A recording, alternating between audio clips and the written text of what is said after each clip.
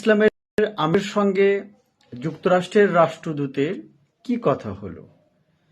আজ বৃহস্পতিবার জামাত ইসলামের আমির ডক্টর শফিকুর রহমানের সঙ্গে যুক্তরাষ্ট্রের রাষ্ট্রদূত ব্রেন্ট ক্রিস্টেনসেন একটি সৌজন্য সাক্ষাৎ করে।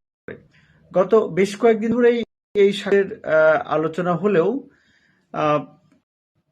অনেকেই যেটি বলছিল যে বিশেষ কোনো কারণে যুক্তরাষ্ট্রের যে রাষ্ট্রদূত তিনি জামাতের আমিরকে সাক্ষাৎ দিচ্ছেন না, এমন কথা হচ্ছিল এবং সাক্ষাৎ দেবে না বলেও জানা গেছিল। এর মাঝখানে আজকে যুক্তরাষ্ট্রের রাষ্ট্রদূতের সঙ্গে জামাতের আমিরের সাক্ষাৎ হয়েছে, সৌজন্য সাক্ষাৎ। এই সাক্ষাতে রাষ্ট্রদূতের সঙ্গে দূতাবাসের পলিটিক্যাল ও economic counsellor Eric Gilman, public officer, political officer James Stewart ও পলিটিক্যাল স্পেশালিস্ট ফিরোজ আহমেদ সহ কয়েকজন তার সঙ্গে ছিলেন, রাষ্ট্রদূতের সঙ্গে। বৈঠকে তারা মূলত বাংলাদেশে বিদ্যমান রাজনৈতিক ও অর্থনৈতিক পরিস্থিতি, শিল্প বাণিজ্য, আসন্ন জাতীয় সংসদ নির্বাচন, রাষ্ট্রীয় সংস্কার, রোহিঙ্গা ইস্যু সহ নানা বিষয়ে আলোচনা হয়েছে বলে জানিয়েছেন। ব্রেন্ট ক্রিস্টেনসেন বাংলাদেশের অর্থনৈতিক উন্নয়ন এবং গণতান্ত্রিক অগ্রযাত্রায় জামাত ইসলামীর ইতিবাচক ভূমিকার প্রশংসা করেছেন। সাক্ষাৎ শেষে সাংবাদিকদের সঙ্গে কথা বলার সময় একই সঙ্গে তিনি ভবিষ্যতে উভয় দেশের দ্বিপক্ষীয় সম্পর্ক আরো জোরদার হবে বলে আশাবাদও ব্যক্ত করেছেন।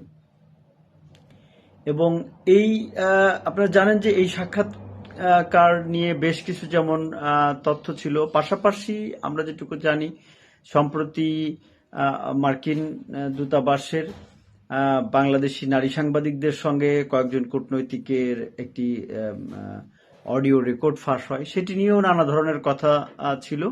এবং সেই প্রেক্ষাপটেই অনেকে যেটি বলছিলেন যে জামাতের সঙ্গে আসলে মার্কিন যুক্তরাষ্ট্রের যে রাষ্ট্রদূত তিনি হয়তো সাক্ষাৎ করবেন কি করবেন না, এটা নিয়ে একটা ধোঁয়াশা তৈরি হচ্ছিল এবং নানা ধরনের কথা হচ্ছিল।